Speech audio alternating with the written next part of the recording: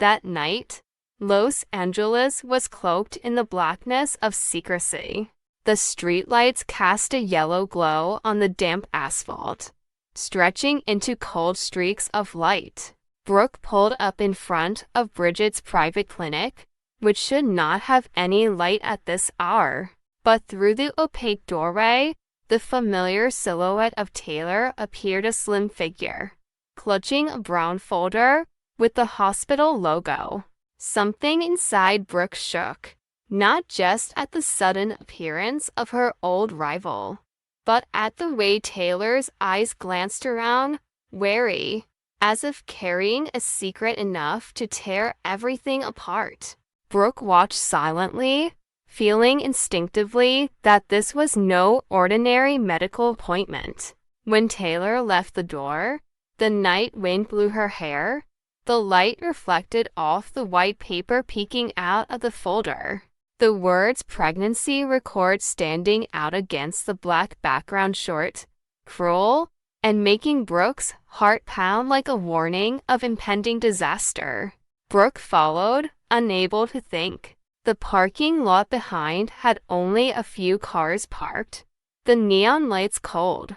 Taylor stopped, startled when Brooke approached, her eyes flashing with a mixture of fear and pride. No words needed, no explanation needed. There was suddenly only the thick silence between them, the hatred that had never subsided. Brooke looked down at the file, then at Taylor, and in that moment, she realized the woman in front of her was hiding something that could turn Ridge's world upside down. Taylor didn't deny it, didn't explain, just gently tightened her grip around the file as if holding onto her life. She spoke with her eyes, not with words. If Brooke spoke, Ridge would never forgive, never trust her again. One look was enough to extinguish the anger, to replace it with fear, fear of the truth that they both knew could not be hidden forever. Brooke drove away, but the image of Taylor in the parking lot, holding the pregnancy file, haunted her in the rearview mirror. She couldn't help but wonder, whose child was that? A thread that pulled her back to the past, to the times Taylor had returned to Ridge's life like a ghost that would never go away. The feeling returned, strong, burning, as if everything she'd built with Ridge could be destroyed by some unknown bloodline. Brooke stopped her car on the side of the road, opened her phone, wavering between calling Ridge or keeping quiet. Her hands shook, but finally, instinct made her snap a photo from afar of Taylor getting into the car, holding that file. It was blurry, but enough to be the trigger. Within hours, the photo appeared on a gossip site, spreading like wildfire through social media. The phrase Taylor Hayes, late-night visit to Bridget Forrester Clinic immediately climbed the search trend. Comments poured in, wild theories, and hundreds of accounts offered evidence that Taylor was hiding a secret related to Ridge. The whole city seemed to wake in the middle of the night, waiting to see what tragedy would unfold next. Meanwhile, Ridge sat alone in Forrester's office, his phone screen flashing the image, his eyes heavy as if he were seeing the past come back to collect. He missed Taylor, her eyes, her voice, the years of love and betrayal. He looked at Brooke's framed photo on the desk, then back at the screen, his heart torn between two women he had never truly escaped. Brooke walked into the office, feeling the tension in the air. Ridge said nothing, just handed her the phone. The photo, the caption, the thousands of comments, soul of it like knives, cutting deep into the fragile trust. She knew what he was thinking, knew his pain stemmed from his memories of Taylor, but she felt herself being cast as the villain, even though she had never revealed the secret. Ridge asked with his eyes, Without words, did she know about this? Brooke tried to keep her composure, but her fists clenched. She couldn't lie, but if she told the truth, she'd ruin everything. In that moment, she realized she was part of Taylor's game, a game with no winners. Taylor, in the dark apartment, opened the file again. Two sheets of paper lay side by side to different DNA samples to test results with no father's name. Her eyes slid over the cold medical text, her heart trembling with fear. Not fear of being found out, but fear that the truth would kill the last thing she had left, her pride. She wasn't sure whose baby it was, wasn't sure what would happen if people found out. She only knew that once the results were out, every relationship around her would collapse like a chain reaction. Outside, her phone vibrated nonstop. Dozens of messages, hundreds of notifications, all revolving around that photo. The world was falling apart, and she couldn't control it. Brooke, meanwhile, was torn between truth and love. She couldn't let Ridge continue to be tormented by the past, but she also couldn't let Taylor continue to hide something that could destroy their family. She walked down the long hallways of the Forester, the light casting labyrinthine shadows across the floor. Every step was a choice, speak up or keep quiet. But her silence was no longer a personal choice, but a fuse waiting to ignite. Ridge began investigating, seeking out Bridget. But the daughter could only maintain her professional principles and avoid all questions. However, his appearance at the hospital only fueled the media frenzy. People speculated wildly about the father's identity, from Deacon to Bill, even Ridge. Every theory was like a dagger to the Foresters' honor. In Paris, Steffi read the news, feeling her blood run cold. Because if the worst happened, the child could be her half-sister or a truth no one dared to face. On the second night, Taylor stood in front of the mirror, her eyes dark, her hands shaking as she opened the first envelope. She read each line, her lips trembling slightly. A name popped up, a name that made her recoil, fall back into her chair. But before she could breathe, she realized there was a second envelope, another result, with a different name, and a DNA value so different it was contradictory. One of the results had been changed. Someone had gotten into the system. A force other than her and Brooke was manipulating everything. Taylor looked out the window, the lights of the city reflecting in her eyes, and in that moment, she knew she wasn't just hiding a secret, she was playing a larger game. The rumors continued to grow. Someone sent Ridge an anonymous copy of the test results. The chilling note: find out why there are two fathers. Brooke received the same letter. They both knew the truth was out of their control. That night, Ridge drove to Taylor's house in the rain, his heart pounding with fear and anger. He knocked, but Taylor didn't answer.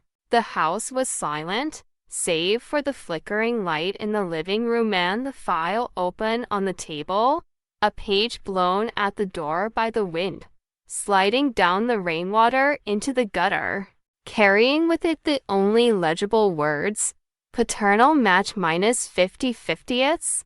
Those two numbers, in Ridge's eyes, were a curse, an uncertain truth, an uncertain love, and a family about to be swallowed by what they once believed was destiny. Across town, Brooke lay awake all night, staring at her phone screen. The photo of Taylor in the parking lot still lingered. She wondered, had she, in that moment, when she decided to take the photo, signed the death warrant for all three of them. Outside, dawn was breaking, light streaming through the windows. Taylor sat in the dark, holding to DNA results, her eyes glued to the words undetermined father.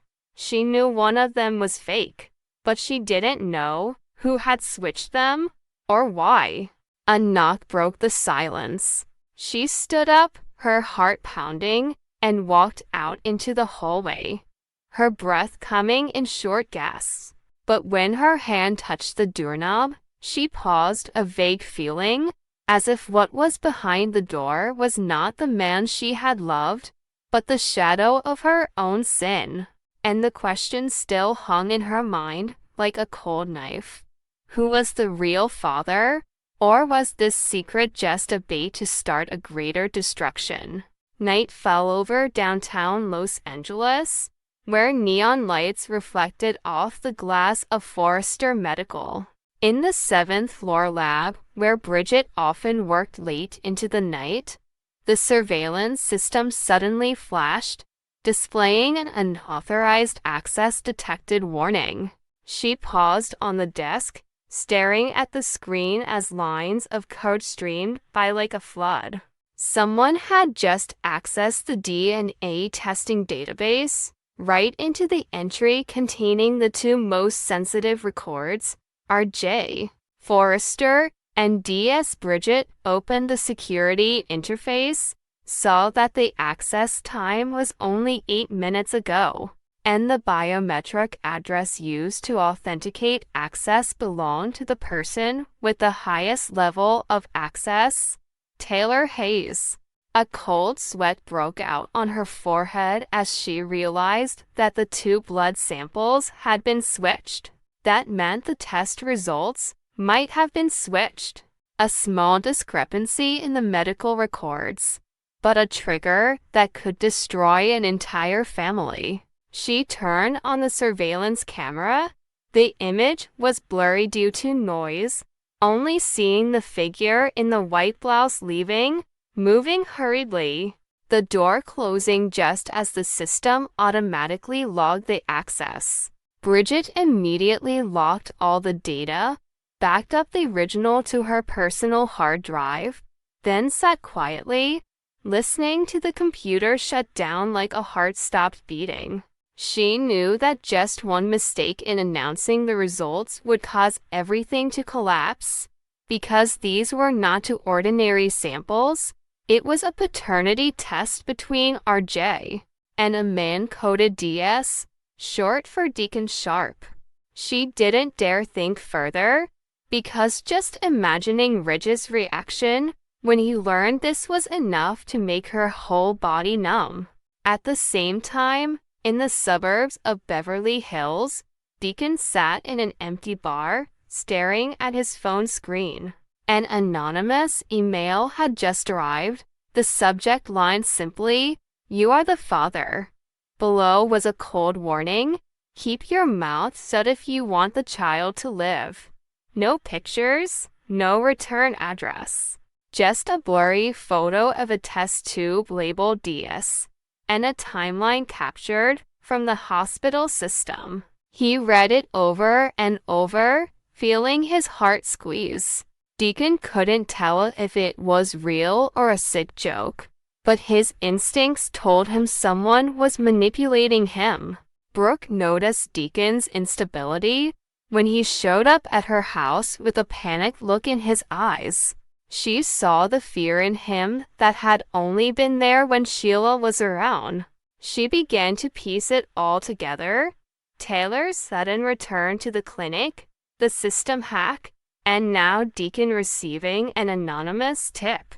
The pieces came together, and Brooke believed there could only be one person behind it all: Sheila Carter. Sheila had created more elaborate scenarios to bind, threaten, and control people, especially vulnerable men. Brooke knew all too well, having been the victim of such manipulation herself. But Taylor didn't see it that way. When Bridget reported the break-in, Taylor reacted violently, trying to defend her honor. She claimed someone had tampered with her biometrics to blame her. But Bridget's eyes couldn't hide her suspicion. Taylor knew all eyes were on her. When she returned home, she saw Hope standing silently in the doorway, her face tense. For a moment, Taylor saw something in Hope's eyes that wasn't simple, not just fear, but protection. Protection for whom? For her mother, or for Deacon himself? Taylor began to suspect that Hope knew about the sample swap and was hiding the truth to prevent the scandal from spreading. Meanwhile, Ridge was on edge. He couldn't stand the rumors that were spreading all over the internet. A photo from a hospital camera had leaked, showing a blurry figure with an employee badge, and from that angle, anyone could think it was Taylor. The news spread quickly, followed by countless rumors that she was trying to manipulate the results to protect her son. Ridge was caught between two fires: his trust in Brooke and his old feelings for Taylor. Both women had reasons to hide something, but his reason could no longer distinguish which was real and which was fake. He decided to take action, summon the entire Forresters to the mansion, demand a retest, right in front of everyone. That day, the atmosphere in the Forrester mansion was as heavy as iron. Bridget brought new test kits, making sure no one could interfere. Ridge stood in the middle of the room, his eyes cold. RJ sat still, not understanding why he was being dragged into this. Deacon arrived late, his face pale, and Hope avoided everyone's gaze. Taylor arrived last, silent, but her presence froze the air. When the blood sample was taken, Ridge ordered the entire process videotaped, archived, sealed in front of the family. Every step, every detail, was an oath to the truth. But Bridget, on the inside, was uneasy. She knew something was wrong because when she entered the security code into the new system, it displayed a warning: biometric key in use by external user. Someone, at this very moment, was accessing the system at the same time as she was. She looked around, her heart pounding, her eyes automatically turning to Taylor. Could it be? But Taylor's biometrics had been locked since yesterday. So who was using them? The question drilled in like a drill.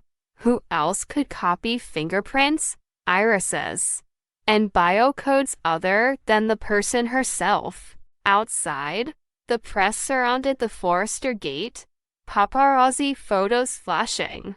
Online, posts with sensational headlines exploded. Deacon Sharp, father of a Forrester. Taylor Hayes hacked hospital database. Ridge's family implodes from within. The entire city seemed to be watching them like a reality show on live TV. When the results were announced, one strange detail left everyone dumbfounded. RJ and DS's DNA was a 99.7% match. No one spoke. Deacon slumped in his chair. Brooke was so stunned she couldn't breathe. But Bridget knew this couldn't be possible. The original data didn't show this result. She rushed to check the system again, but her account had just been logged out remotely. A video appeared on the screen, a security camera image from the lab showing Taylor entering, placing her finger for biometric authentication. But there was one detail that left everyone dumbfounded.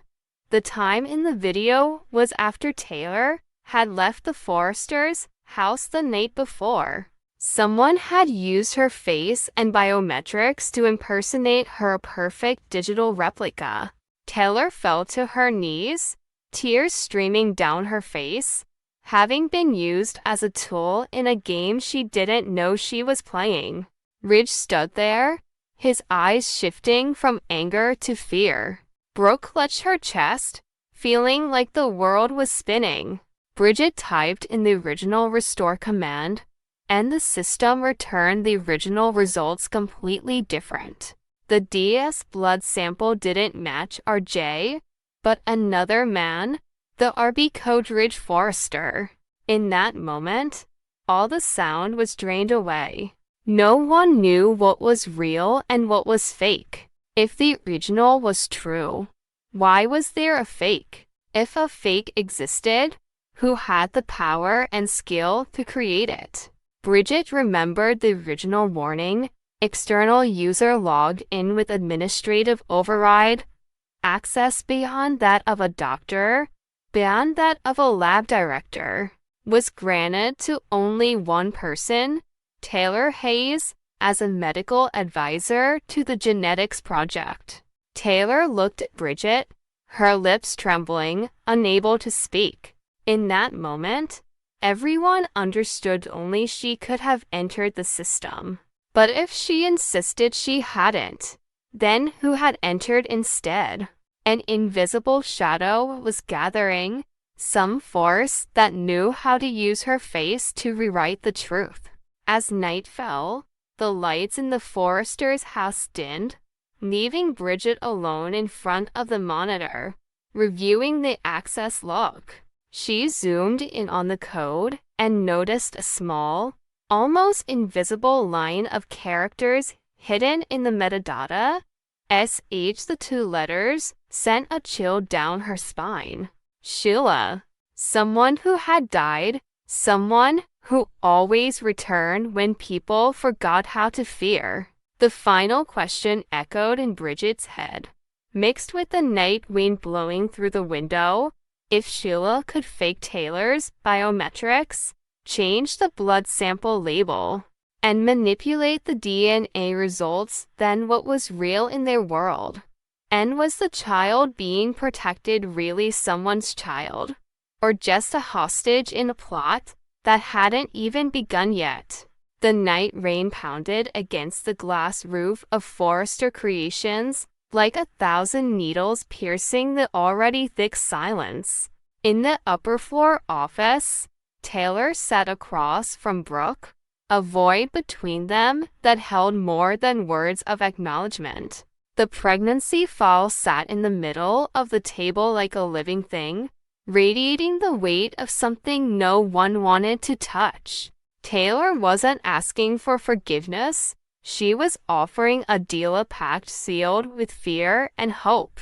If Brooke kept quiet until the pregnancy stabilized, she would leave Ridge forever, disappear from the emotional maelstrom that had torn both women apart. But if the test proved Deacon was the father, it would all end here. No scandal, no fight, no further destruction. Brooke listened, her hands shaking slightly, her eyes a mixture of contempt and pity.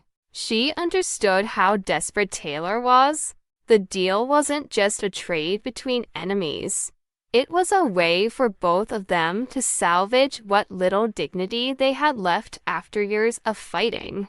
The room fell silent. Brooke agreed, not because she trusted Taylor, but because she needed time. A week, a month, a few days, just enough to determine who was in control of the story. But fate always had a way of leaking secrets. Donna, who was more curious than anyone, heard the conversation through the half-open door. She hadn't meant to. But in this world, an accident was enough to topple an empire. Donna left, her heart in turmoil, and her phone set to record. And then, just a few hours later, Katie received a text from her sister, a warning, a question, a choice. Katie couldn't sit still. She knew the history between Taylor and Brooke, knew Ridge was the one in the middle, and any silence from Brooke was calculated. She went to Bill, not because she trusted him, but because she understood that no one knew how to exploit Ridge's weaknesses better than the man who had declared war on him. Bill listened, his smile sneering with calculation. For him, this was more than a family scandal. It was an opportunity to take down Forrester Creations by hitting the value they had always been proud of, the image of a model family. Just 2 days later, the article appeared in major newspapers. Forrester Creations, the family of perfection or the lie of the century. A photo of Ridge with 2 women he had loved was placed side by side. Between them was the red line, whose child. The public was in an uproar. Social media exploded. Conservative customers began boycotting the brand. The stock plummeted. Bill got what he wanted, a perfect media blow that made Forrester no longer a symbol of class, but a symbol of lies. Ridge was angry, but the angrier he became, the more he revealed the weakness Bill had aimed at. He lost control, venting his anger on Brooke, suspecting Taylor. Meanwhile, Hope, with her instinct to protect her mother, publicly stood before the press, declaring that Brooke had done nothing wrong. On the contrary, Steffi appeared in the emergency meeting, declaring that she would protect her mother at all costs. The 2 young women became copies of the previous generation, recreating the old battlefield in a new shell. Forrester Creations, once built with love and creativity, now became a trench between the 2 sides. The board meeting took place in a thick atmosphere. Ridge sat in the middle of the table, his face gaunt, his eyes empty. Taylor was silent. Brooke remained calm, but her hands were hidden under the table, clenched until they bled. Bridget appeared with the test results envelope, her voice low and trembling. The whole room held its breath. No one knew what was inside, only that it would end a part of history, or begin another dark chapter. Steffi stood behind Taylor, her eyes full of hatred directed at Brooke, while Hope leaned toward her mother, her shoulders tense, as if ready to take the heat for her. Bridget put the envelope down. Didn't open it. Just said that the results clearly identified the father. Ridge glanced at Brooke, saw that her eyes were no longer afraid, but something else gold, proud, as if she were ready for the catwalk battlefield where power was measured by smiles.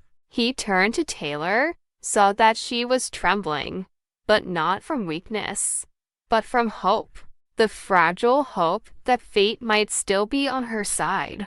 Outside, reporters jostled, flashbulbs flashing. Bill's PR had turned the truth into a gambling game. People were betting money, reputations, the future of the company on the outcome of that fragile piece of paper. Every second felt like a countdown to an explosion. Ridge signaled Bridget to open the envelope, but just then, the phone rang. A new message had been sent to all members of the executive team. Get ready, the results are not just numbers. They are proof of betrayal. No one knew who sent it, but the words made Bridget stop. Her hands shook, and the envelope slid off the table and onto the floor. The paper inside spun in the air before landing face down. A brief moment, but an eternity. Steffi stepped forward, picked it up, opened it, skimmed it, and looked straight at Brooke. She said nothing, just handed the paper back to Ridge. He looked, and the world around him collapsed in silence. The father's name was printed clearly, Ridge Forrester. The truth washed over him like a tsunami, swallowing everything. Taylor collapsed, tears mingling with her makeup. Brooke stood still, her eyes shining not with joy, but with pain too deep to cry. Bill, elsewhere, watched the news, his smile gone, because his plan had backfired. Forrester wasn't falling. He was being reborn in scandal. The Forrester bloodline, though doubted, was united by this brutal truth. But what no one saw was the look Brooke gave when she stepped onto the catwalk the next day to present her new collection. She appeared in bright lights, her face calm, her eyes cold as glass. The auditorium was packed, the press crowded, waiting to see how she would react. Taylor sat in the front row, silent. Steffi sat next to her, her mother's hand clasped tightly. Hope was opposite, her eyes steady. When the light hit Brooke, she smiled, held her head high, and introduced the Truth in Silk collection, a message as clear as a punch. The opening dress featured white wings, studded with hundreds of silver threads, each step reflecting light like a blade. The crowd fell silent, then erupted in applause. In that moment, Brooke understood that power lies not in truth or lies, but in the ability to turn pain into a statement. But as she stepped backstage, a technician handed her the phone. On the screen was a message from an anonymous number. If you think you've won, check again. Yesterday's results were a copy. The real one is in the hands of someone you never expected. Brooke stood frozen, her heart pounding. Outside, the applause was still ringing, the lights were still on, but in her head, there was only one question that echoed like a death knell. If the real results showed that Ridge wasn't the father, would she keep her promise or strike back in the middle of the catwalk, where the light never knew who was an angel or who was a traitor?